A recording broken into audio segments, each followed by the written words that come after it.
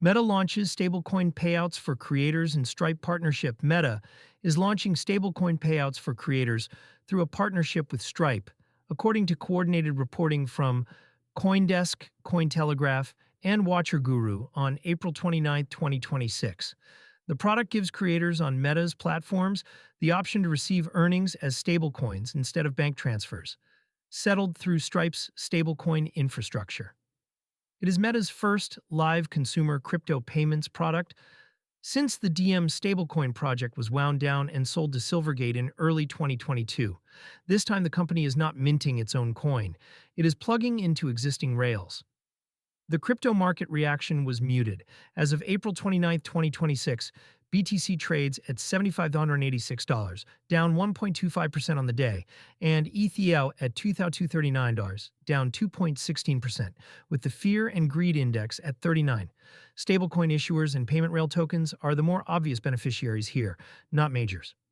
Why Meta picked Stripe? Instead of building Stripe spent 2024 and 2025 turning itself into one of the largest stablecoin payment processors in the world.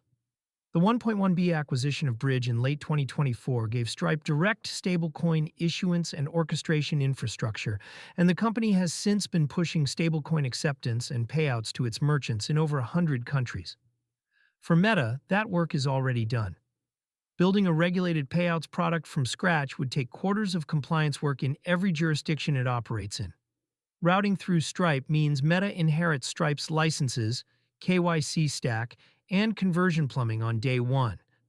It also means Meta does not have to defend a Meta-branded token against another round of regulatory pressure, which was the failure mode that killed Diem. The trade-off is margin. Stripe takes a cut on every payout.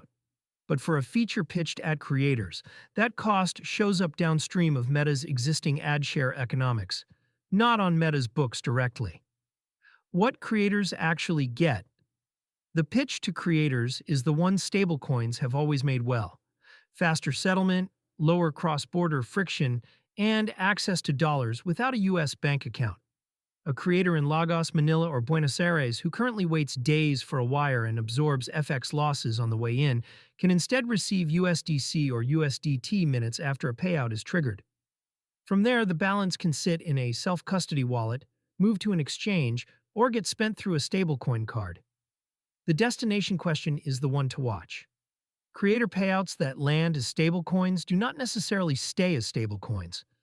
Some creators will convert to local currency at the first opportunity. Others will park balances and spend them gradually. The product wins on whichever path takes friction out. The distribution story for stablecoin spending Meta's creator base is large enough to matter on its own.